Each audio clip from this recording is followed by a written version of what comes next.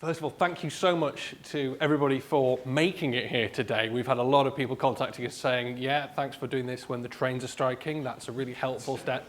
We're also buried in the bowels of this building down some sort of labyrinth. So we're really making sure people have to want to be at these events. It's a very exclusive type of thing. So cheers very much for coming. Welcome to DX Shots. Some of you I recognise from having come to previous events that we've run. The DX Shots idea is that they're essentially kind of, rather than it be a full day, this is a bit more of a kind of a product design and digital design kind of an experience event, but that's in a bit more of a compact shot, as it were. We're going to be running these throughout the year, so do keep checking on our website and on our social media. Hi there, come on in. Grab a seat. No one else is sat on the front row apart from one of our speakers, Sophie, so that's it. That's it. I'm going to force everyone to come forward now. But the goal of these events is really just because we noticed that there's not that many events that are specifically based around product design, not that many events based around these specific kind of disciplines, and we wanted to try and put something on where we can start also hearing from other people who work in all sorts of different industries in this field and hearing from their experiences. Because I think we genuinely believe that listening to other people's stories, other people's experiences and other people's ideas is one of the strongest ways to learn and develop yourself. So we've got two fantastic speakers today. We've got, well, obviously, we've got, I'm going to prattle on incoherently about something, so you'll just have to bear with me. But after that, we've got John James, who's head of product at OVO Energy, reinventing the wheel. And then we've also got Sophie Copley, who's co-founder of Little Journeys, who's going to talk about her little human-centered design journey. And then obviously the event will conclude with drinks and food. I'll just tiny quick intro. I'm not going to give you the sales pitch. Because obviously we are, I'm Andy Curran, the Managing Director of LION+MASON. We are essentially a team of UX experts. We help people understand who their users are. We help people use that understanding of users to help them design products that actually work for people. That's it in a nutshell. I'm not going to go too much into the detail. We do that in all of that kind of stuff. You know the drill. And we do it for people like that. But that's about that. I'm not going to go into the full service. You can read our website. You can see the brochures on there if you really want to know more about that, or speak to anybody who's wearing one of these lanyards afterwards. But what I want to speak to you, just to start things off here, is to talk about the idea of the average user. Now, credit where credit's due. There's a story I heard, and it was done in another talk. It was done in a TED talk by this chap, Todd Rose, who's a developmental psychologist. And it's a story also that I know other people, when I've mentioned this, have said, oh yeah, I've seen that in talks as well. So it's probably done the rounds many times, but it's a good story, so I'd like to share it today. Okay, and I think it's got some relevance to what we do. That there is the cockpit of a 1950s American jet fighter. Okay? Now, some of you might already be going, oh, I know where this is going, yeah. But for those of you that don't, in the 1950s, jet fighter technology was coming on in leaps and bounds, okay, from where it originated in the World War II. And the American Air Force was thinking, great, we've got these fantastic jets, the development is going on great, but we've noticed that there's some issues we're having. And one of those issues they realized was that, in fact, pilots were actually crashing these planes at a higher rate than they would have expected. Now, the fact that they had a rate that they would have expected is also telling, but still, they realized that there's something going wrong here. So they thought, okay, well, first of all, let's point the finger at, let's say, it's the trainers. And they investigated with the trainers and realized, you know, the trainers are doing a really good job. They know exactly what they're doing. It's all right. So they looked at the pilots. There's something wrong with the pilots. No, the pilots are fine. Okay, so what's going wrong? Why is this happening? And then they had a closer look at the jets themselves. And they realized that, in fact, the problem was the design of the jets. Specifically the design of the cockpits of the jets. The cockpits did not adequately fit the pilots that they had. They were too cramped, it was difficult to move around in them. So they thought, I know what we'll do. We'll measure all of the pilots.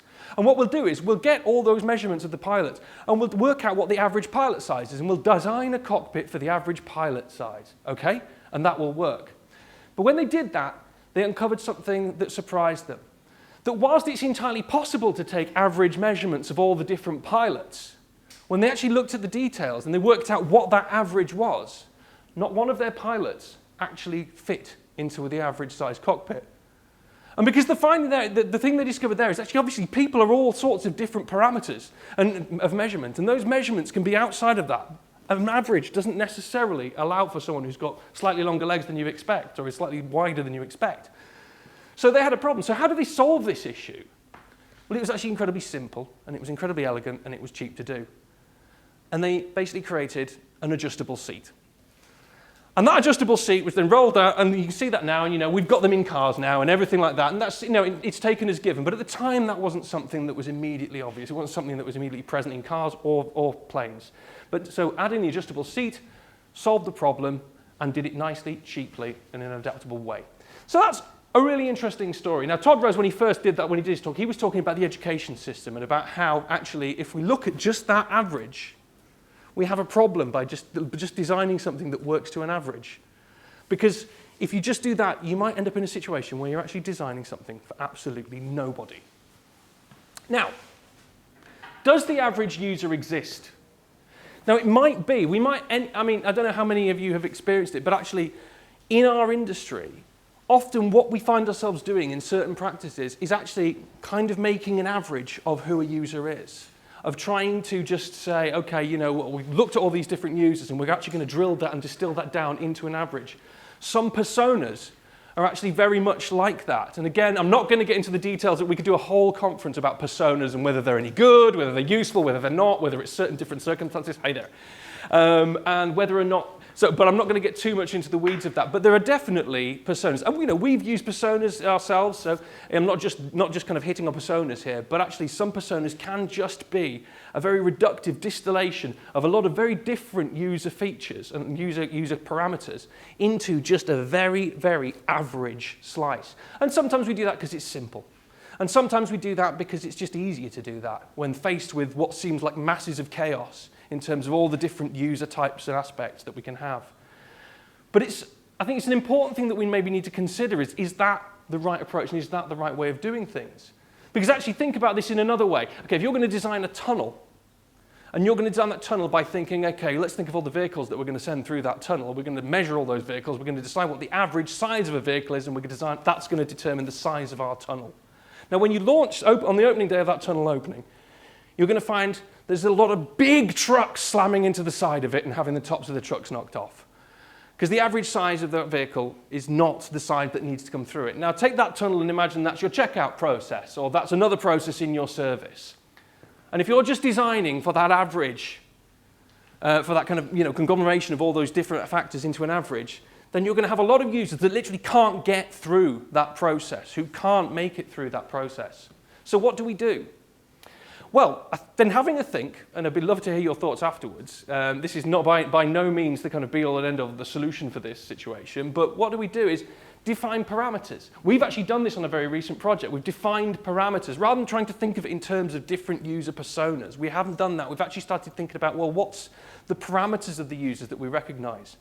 And this particular one was for nurses who are trying to conduct first-line assessments with patients before they then go on to GPs. And it was a tool to help them go through those assessments. We spoke to lots and lots of nurses. And while we were speaking to them, we identified all the parameters that might affect how we then need to design this product and how they then need to use this product. And that's things like their technical ability, the connectivity wherever they are. Their available time, physical constraints, their subject understanding. Convention rigidity, which is the fancy way of do they do things in the order that we expect them to, or do they do them in a completely chaotic order?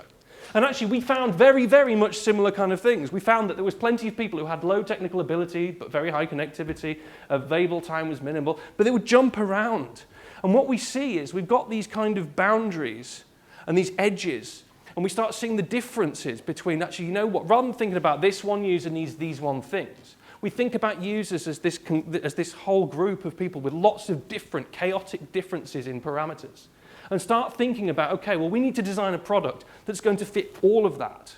We need to design a product that's going to accommodate a lot of these things. For some of these, it's quite straightforward. Technical ability, connectivity. We can just presume that, well, let's start on the lowest common denominator. Design it for people who have the lowest of that, and then it'll hopefully work great for everybody above that. Now, that's a fairly kind of best practice approach. But there's certain other things, such as when I talked about convention rigidity. That's just the order. That's not necessarily that there's a low and a high. That's just, for some people, they do things in a linear way. But for some people, they'll bounce around. So if you design, and this was especially true for the nurses, some of them followed a step-by-step process in terms of how they would run an assessment with a patient.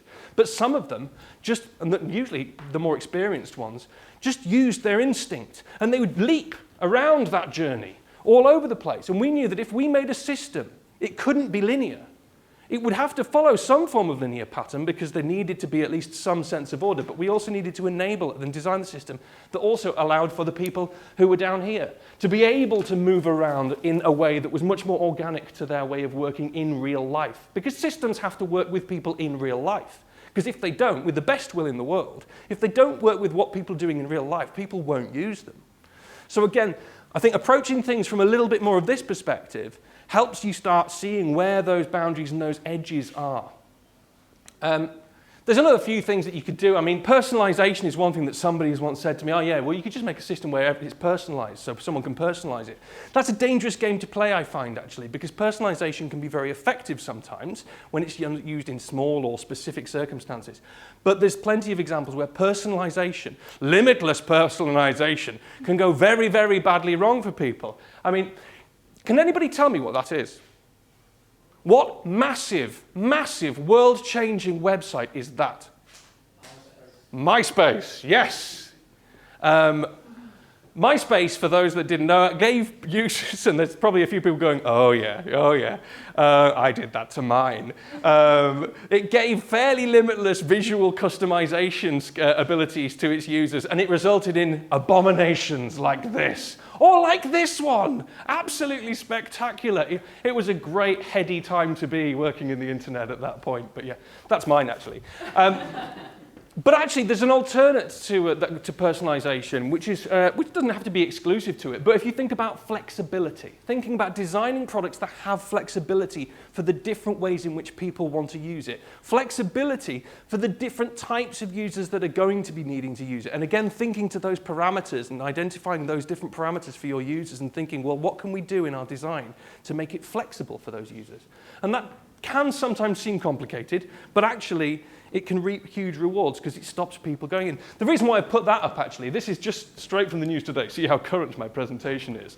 This is from the news today. For those that don't know, that is the design of the new astronaut spacesuit for the people who are going to the moon. So, one, it looks cool. But two, it's also been designed in such a way to actually be flexible enough to accommodate the different physical dimensions, sizes, shapes, and aspects of 90% of the astronauts, American astronauts. I don't know what happens with the 10% at the top there. I presume they get a custom suit. But either way, it's been designed with a view to actually not having to have some sort of kind of personalizable or different sizes or anything like that. It flexes. It's a flexible suit that is designed to work within all those different cases that they've identified. And I think there's an interesting element to that. It looks cool as well. And design to the edges. That's the final thing I'm going to suggest at this point. And again, this was something that Todd Rose put into his presentation. It was design to the edges. The idea that you don't treat edge cases as these kind of things that maybe you get to if you get time. You don't treat those edge kind of points and that, because that's not one person. That's just one aspect of that person. You've got to think about your design actually reaching those edges where you can, and thinking about those extremes of different of where that person's parameters might sit, and consider those. And one of the biggest victims of not designing to the edges is always accessibility. When you start thinking about accessibility design and think, actually, that's a fringe case. And actually, we've got stats that say that only X% of our users have any form of significant disability or accessibility requirement. First of all, your stats are wrong.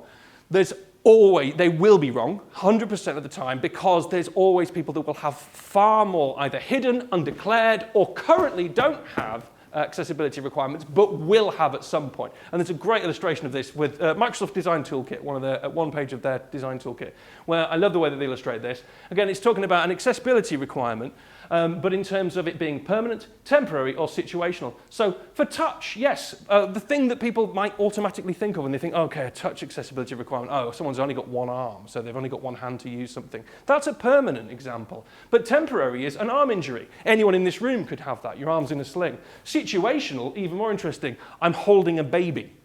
Now again, starting to consider these as edge cases, but actually very relevant edge cases that any human being, any single person might means that suddenly you need to start considering designing with these in mind and accommodating these. I also, very, very important, I also really like the here one as well. So basically if you say, someone's permanent is deaf, temporary is ear infection, and a situational is I'm a bartender in a loud bar.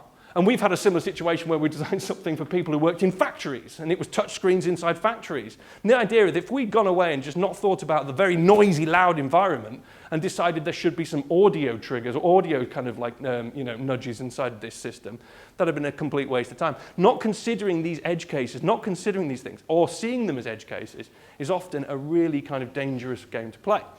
So anyway, that's me. That's what I'm talking about. What I want to leave you with, before I hand over to our wonderful speakers, is to ask you the question: in your organization, or with the company that you work with, or the projects that you work on, who is your average user? Ask yourself this question: who is your average user? Or do you actually have one? Are you using an average user, an idea of an average user at the moment? But in real life, do they actually even exist?